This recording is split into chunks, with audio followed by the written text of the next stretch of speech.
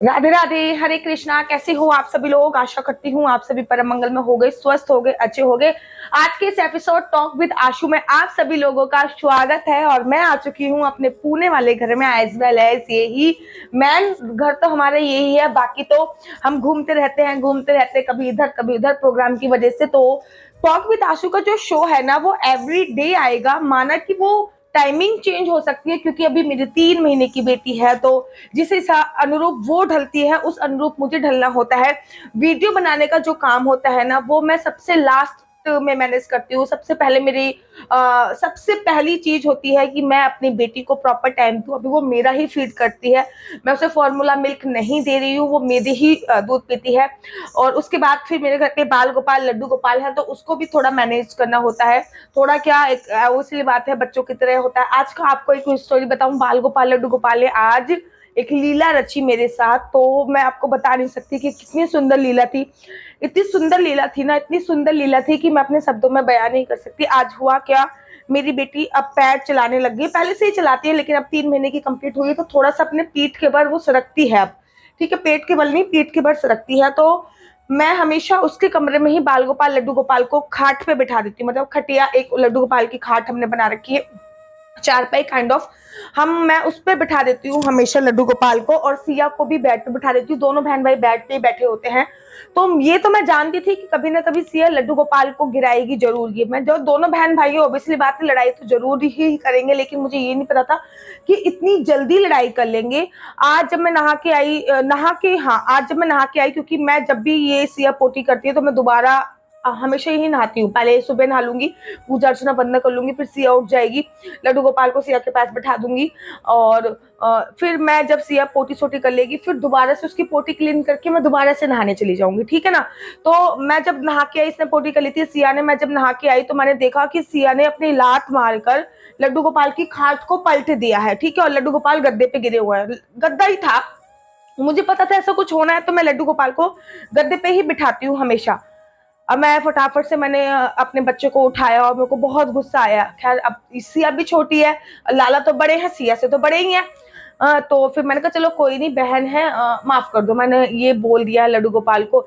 उसके बाद लाला को देखो आप, लीला देखो कितने गुस्से में है। और मैं कुछ काम ऐसे ही करने लग गई। कुछ काम करते करते अचानक से पता नहीं क्या हुआ, एक मेरे हाथ में कैंची आई। मतलब अपने कमरे की थोड़ी सी क्लीन कर रही थी मैं, तो कैंची मेरे हाथ पे आई और कैंची मैंने लड्डू गोपाल के पास रख दी। मतलब ये सब एक लीला हो रही थी, लड्डू गोपाल के पास रख दी और मैंने वहीं पे थोड़ी देर बाद सिया को लिटा दिया। अचानक से मेरी नजर ऐसी गई कि लाला कैंची से सिया को मारने के लिए अपने पास कैंची लेके घूम रहा है। मतलब मैंने फिर लाला को समझाया, मैंने कहा लाला वो बच्ची है, उसने जानबूझ के तो नहीं किया है ना, तो आप समझो वो भी छोटी, तुम्हारी बहन है, 3 महीने की है, या तो उसने जान के किया हो। तब जाके लाला का गुस्सा शांत हुआ और फिर लाला मतलब जैसे भाई बहन में आपस में लड़ाई नहीं होती, वैसे ही इन दोनों ने अब आपस में लड़ाई लड़ना चालू कर दिया है। दोनों ने, मेरी बेटी सिया ने और लड्डू गोपाल ने आपस में लड़ना चालू कर दिया। अब लोग इसको अंधविश्वास कहेंगे कि आप बातें बना बनू के बता रहे हो, लेकिन मेरे पास ना कुछ कुछ फोटो हैं जो मैं लगा दूंगी कि कैंची मैंने पता नहीं कब सफाई करते करते कैंची में रख रही थी, बेड साफ कर रही थी, कैंची में ऐसे डाल, तो लड्डू गोपाल के पास वो कैंची का रखना, पूरा सीन वैसा क्रिएट हुआ। तो लेकिन भगवान लीलाएं करते हैं, इसमें कोई संशय नहीं है। तो चलो पहले क्वेश्चन आंसर ले लेते हैं। ये तो सारी बात की बातें रहेंगी।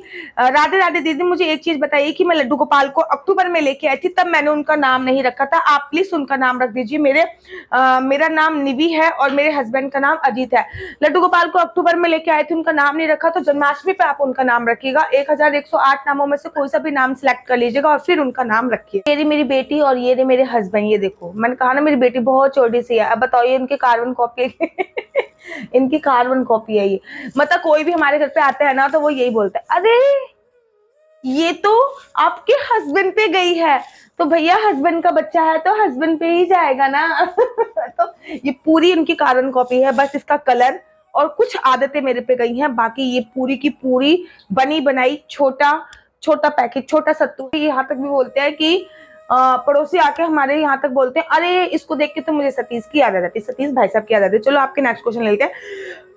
तो ना आपने ये बोला ना, तो मैंने आप लोगों को बताया कि उसका नामकरण अब जन्माष्टमी आ रही तो जन्माष्टमी पर रखिए, तब तक आप उसको लड्डू लाला किसी भी नाम से संबोधित कर सकते हैं। चलिए नेक्स्ट क्वेश्चन ये है कि श्रीमद् भागवत महापुराण और श्रीमद् भागवत गीता एक ही है। गुड क्वेश्चन है, क्योंकि अभी जब मेरी कथा हुई थी तो उनके जीजा जी आए थे, जिन्होंने कथा कराया था, तो उनके जीजा जी आए थे उन भाई साहब के, तो उन्होंने भी यही क्वेश्चन पूछा था। तब मुझे पता चला कि लोग इसके बारे में भी अवेयर नहीं है कि श्रीमद् भागवत महापुराण और श्रीमद् गीता एक है कि नहीं है। श्रीमद् भागवत महापुराण में भगवान की बाल लीलाओं से लेके बचपन जब वो पैदा हुए थे, उसके बाद जब वो वैकुंठ लोक चले गए थे, उन सारी लीलाओं का वर्णन है। 18,000 श्लोक है, सारी लीलाएं उसमें। भगवान का प्रादुर्भाव हुआ था, फिर उसने पूतना को मारा, सट्टासुर को मारा, वकासुर को मारा, फिर मथुरा गए, कंस को मारा, फिर संदीपन मुनि के पास यात्रा पढ़ाई करने के लिए गए। तो वहां पे श्रीमद् भागवत महापुराण में उन सारी लीलाओं का वर्णन है, 18,000 श्लोक है। लेकिन गीता जो है, जो भगवान ने अर्जुन को सुनाई थी, कुरुक्षेत्र में सुनाई थी, वो गीता है, और उसमें केवल और केवल 700 श्लोक है। ठीक है ना। ये है श्रीमद् भागवत महापुराण और गीता में। गीता भगवान की कही गई वाणी है, ठीक है ना। भगवान ने जो वाणी कही है, अर्जुन को बताया है, वो है गीता में, और पुराण में भगवान की वाणी है। जब भगवान वैकुंठ लोक वापस जा रहे थे तो उन्होंने अपनी समस्त शक्तियां श्रीमद् भागवत महापुराण में स्थापित कर दी थी, ठीक है। इसलिए भगवान की वांग्मयी मूर्ति इसको बोला जाता है। तो डिफरेंस समझ में आ गया, एक में 18,000 श्लोक है और एक में 700 श्लोक है, ठीक है। नेक्स्ट क्वेश्चन मेरे पास ये आया कि दीदी आप अपने यूट्यूब चैनल का नाम बता दीजिए। मेरे यूट्यूब चैनल का नाम हरि बोल है। आप हरि बोल, मैंने अपने नाम से यूट्यूब चैनल का नाम नहीं बनाया, मैंने अपनी बेटी के नाम से नहीं बनाया, अपने हस्बैंड के नाम से नहीं बनाया, मैंने भगवान के नाम से यूट्यूब चैनल का नाम बनाया। हरि मतलब भगवान, और भगवान की बातें इसमें होती हैं, तो हरि बोल।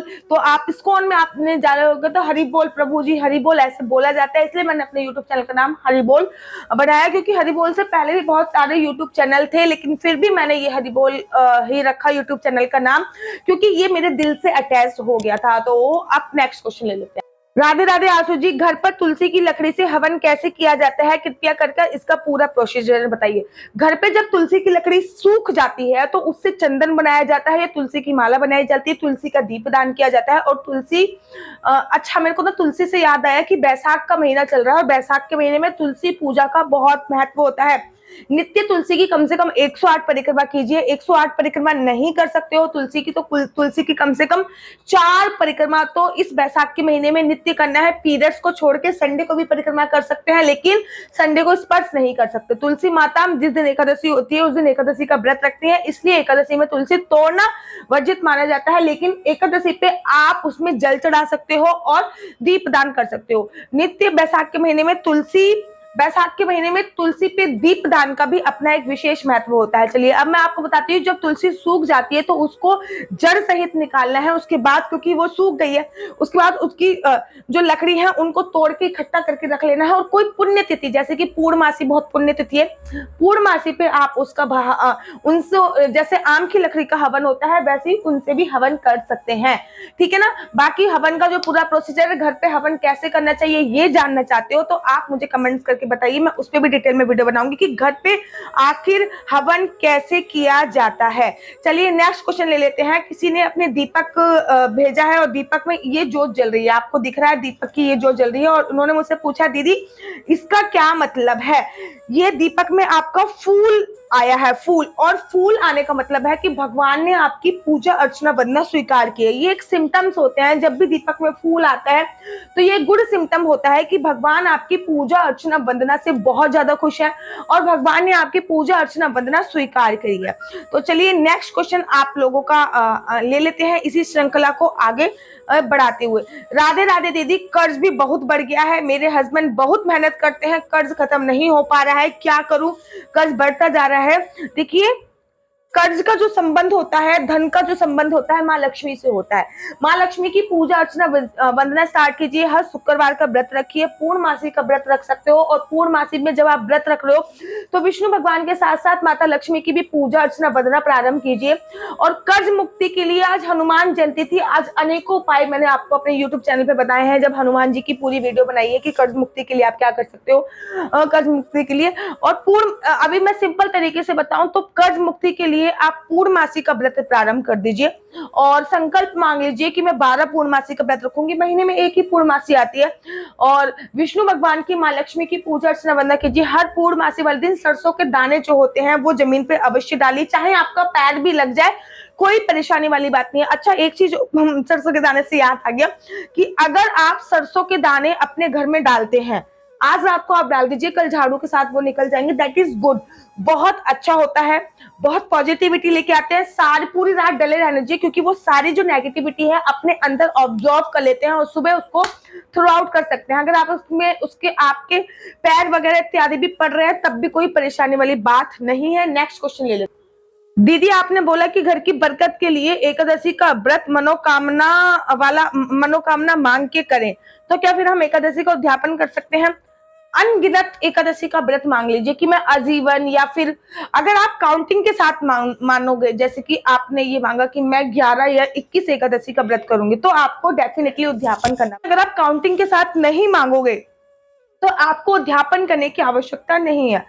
फॉर एग्जाम्पल, मैंने और मेरे हस्बैंड ने, हम दोनों ही एकादशी का व्रत रखते हैं और हम दोनों ने ये मांग रखा है कि हम आजीवन करेंगे जब तक हमारी बॉडी में सामर्थ्य है। किसी मनोकामना से हमने नहीं मांगा।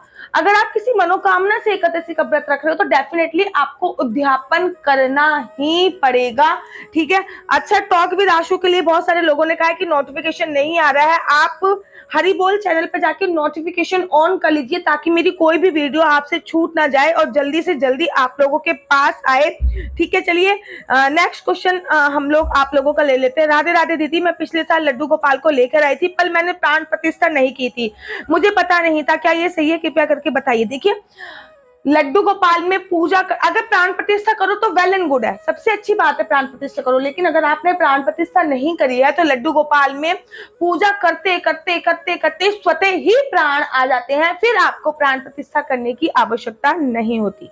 मैं लड्डू गोपाल को खाने का भोग नहीं लगाती हूँ, केवल फ्रूट्स, दूध, दही, इन सब का भोग लगाती हूँ। क्या ये सही है? एक रोटी बेचारे के लिए, उसके लिए भी बना दिया करो खाने के लिए, मतलब एक रोटी उस बेचारे के लिए भी बना दिया करो, कुछ नहीं जाएगा। मानना, चलो मान लिया आपके घर पे लहसुन प्याज का उपयोग होता है, लेकिन आपका जो तवा है वो तो क्लीन रहता है, उस पर एक रोटी बना दी, माखन मिश्री के साथ दे दी, लाला को जैसे बच्चों को फोल्ड करके देते हैं, उसमें घी लगा दिया, कभी एक पराठा बना दिया, कभी गोभी का पराठा बना दिया, कभी पनीर का पराठा बना दिया, कभी आलू का पराठा बना दिया, लाला के लिए छोटा सा, और उसको दो। लेकिन खाने का भोग भी उनको लगाओ, ठीक है ना। आपको मैं केवल और केवल फ्रूट्स, दूध, दही देती रहूं तो सही नहीं होएगा ना। नेक्स्ट क्वेश्चन ले लेते। नेक्स्ट क्वेश्चन ये है कि राधे राधे दीदी, मैं एक बात से बहुत दुखी हूँ। मैं आज हनुमान जी का व्रत भी रखी हूँ, पर आप वीडियो में जैसा बोलती हूँ उसी तरीके से पूजा भी की हूँ, लेकिन जो पीपल के पत्ते पर राम नाम लिखने को हवा के कारण अखंड जोश से जल गई है, प्लीज इसका नंबर बताइए। मतलब इन्होंने बोला है कि हनुमान चालीसा पे इन्होंने मेरी वीडियो देखी थी, हनुमान जयंती पर, हनुमान जन्मोत्सव पर वीडियो देखी थी, तो इनको मैंने वीडियो के माध्यम से एक उपाय बताया था कि पीपल के पत्ते पे राम राम लिखकर हनुमान जी को पहना दो। अखंड जोत से वो जो पीपल का पत्ता था जिसपे राम राम लिखा था वो माला जल गई है। अब ये बहुत परेशान है, इनको क्या करना चाहिए? देखिए, आपको मैं एक चीज बताऊं, अगर आपकी वो राम नाम की माला जल गई है तो समझ लीजिए हनुमान जी ने आपका कोई बड़ा संकट टाल दिया है। कोई बहुत बड़ा भयानक संकट आपके घर पे आने वाला था जिसको हनुमान जी टाल चुके हैं। तो आपको परेशान होने की बात नहीं है, क्योंकि हनुमान जी कलयुग के साक्षात देव बोले जाते हैं। तो बहुत बड़ा संकट था जो आने वाला है वो हनुमान जी ने अपने ऊपर ले लिया है। भगवान, ये नहीं कि भगवान प्रकट होकर आपकी मदद करेंगे, ये कुछ सिम्टम्स होते हैं कि भगवान आपकी मदद करते हैं, हमें बस पहचानने की देरी होती है। चलिए नेक्स्ट क्वेश्चन ले लेते हैं। राधे राधे दीदी, मुझे आपका सेवाट 8, 9, 10 को मिल सकता है क्या? देखिए, सेवाट के लिए मैंने इंस्टाग्राम आईडी दी है और डॉक्टर आशु दीदी, इस पे ना मैं सेवार्थ के बारे में कुछ नहीं बता सकती, क्योंकि सेवार्थ जो है वो आप इंस्टाग्राम आईडी पे जाके संपर्क कीजिए या फिर जीमेल पे जाके संपर्क कीजिए। कब बुक है कब बुक नहीं है ये तो केवल मैंने अपना नंबर इसलिए शेयर किया है ताकि मैं टॉक विद आशु का एपिसोड चला पाऊं, ठीक है ना। बाकी सेवार्थ के लिए आपको इंस्टाग्राम पे संपर्क करना होगा या फिर जीमेल पे संपर्क करना होगा। अगर वो खाली होगा तो डेफिनेटली आपको मैसेज आ जाएगा, अगर खाली नहीं होगा तो आपको मैसेज नहीं आएगा। चलिए आप लोगों के नेक्स्ट क्वेश्चन। राधे राधे दीदी, मैं कोमल हूँ, आप मुझे बहुत अच्छी लगती हो, आपका मार्गदर्शन मुझे बहुत प्रेरणा देता मिलता है। मेरा क्वेश्चन ये है कि मेरे हस्बैंड पूजा पाठ में बिल्कुल इंसिस्ट नहीं करते हैं, इंटरेस्ट नहीं लेते हैं, वो बहुत ही अच्छे हैं, मुझे बहुत प्यार करते हैं, बट पूजा पाठ नहीं करते हैं, ना ही कहीं वो किसी भी धाम के दर्शन करते हैं। मैं क्या करूं जिससे उनका भगवान में मन लग जाए? देखिए, भक्ति में अपने आप ही मन लगता है। आप लड्डू गोपाल की सेवा कीजिए, इनडायरेक्ट तरीके से उनको लड्डू गोपाल का चरणामृत पिलाना प्रारंभ कर दीजिए, इनडायरेक्ट तरीके से, ठीक है ना। फॉर एग्जाम्पल, जब मैंने पूजा पाठ करना स्टार्ट किया तो मैं अपने हस्बैंड को इंसिस्ट नहीं करती थी कि आओ तुम भी पूजा करो पूजा करो। उन्होंने खुद प्रारंभ किया। क्यों? क्योंकि मैंने घर को ही भक्ति नुमा बना दिया। अर्थात सुबह शाम गीत भजन इत्यादि चलते थे, लड्डू गोपाल की पूजा अर्चना वंदना होती थी, घर के बाहर जोत इत्यादि चलती थी। तो आपका माध्यम क्या है? भक्ति पे लाने के लिए सबसे पहले उनकी शारीरिक शुद्धि जरूरी है। शारीरिक शुद्धि के लिए उनको प्रसाद खिलाना चालू कीजिए। आपके घर पे बाल गोपाल लड्डू गोपाल है तो उनको भोग लगा के वो भोग अपने हस्बैंड को देना चालू कीजिए, ताकि उनमें भक्ति की भावना उत्पन्न होए, ठीक है ना। चलिए नेक्स्ट क्वेश्चन ले लेते हैं। बाकी इसमें मैं डिटेल में वीडियो बनाऊंगी कि मेरे हस्बैंड इतनी भक्ति भाव की लाइन में कैसे आए और कैसे नहीं आए, इस पे मैं पूरी डिटेल में वीडियो आप लोगों के लिए लेके आऊंगी। चलिए नेक्स्ट क्वेश्चन मैं आप लोगों का ले लेती हूँ। मेरे आज का सवाल है कि 11 अप्रैल को पहली बार वृंदावन जा रही हूँ। सबसे पहले देखो, वही क्वेश्चन है कि आपका सेवार्थ मिल सकता है या नहीं मिल सकता। मैंने आपसे बोला इंस्टाग्राम आईडी और जीमेल आईडी पे जाके संपर्क कीजिए कि मेरा सेवार्थ खाली है या नहीं खाली है, ठीक है। क्योंकि मैं ये सारी चीजें मैनेज करना मुझे टफ होता है। अगर खाली होगा तो डेफिनेटली आपको दिया सवाल रोज आपसे करूंगी। आपका बहुत बहुत धन्यवाद, थैंक यू सो मच। मतलब आपके बहुत सवाल है, आप मुझसे ना, मैं भी यही कहती हूँ कि एवरी डे एक एक सवाल कीजिए। किसी किसी के 15-15 सवाल होते हैं तो दूसरों के सवाल लेने का टाइम ही नहीं मिलता, आपके ही सवाल होते रहते हैं। मैं यहीं पे खत्म करती हूँ। अगर आपको मेरी वीडियो अच्छी लगती है तो आप अपना यूट्यूब चैनल हरि बोल को लाइक शेयर सब्सक्राइब करना बिल्कुल भी मत भूलिए। तब तक के लिए मुझे दीजिए इजाजत। राधे राधे, हरे कृष्णा, हरि बोल। अगर आपके भी कोई क्वेश्चन है तो आप मुझे अपने क्वेश्चन जरूर लिख भेजिए मेरे व्हाट्सएप नंबर 429202565 पे। और आप मेरे ब्लॉग का चैनल भी उस पर जाके सब्सक्राइब कर सकते हो। मिस्टर एंड मिसेस चौहान के नाम से मेरा ब्लॉग चैनल है, मैं उसका लिंक नीचे डिस्क्रिप्शन बॉक्स में डालूंगी। जाके जरूर देखिए कि मैं दिनचर्या में क्या क्या करती हूँ, कैसे गृहस्थ जीवन में रह के मैं भक्ति करती हूँ। वो सारी चीजें आपको मेरे ब्लॉग चैनल पे देखने को मिल जाएंगी। आशा करती हूँ कि आपको बहुत अच्छी लगती होगी मेरी ये सीरीज। आप अपने क्वेश्चन मेरे व्हाट्सएप नंबर या फिर मेरी इंस्टाग्राम आईडी डॉक्टर आशु दीदी पर लिख सकते हैं। समय अनुसार मैं आपके क्वेश्चन का भी आंसर दूंगी। तब तक के लिए मुझे दीजिए इजाजत। राधे राधे, हरे कृष्णा।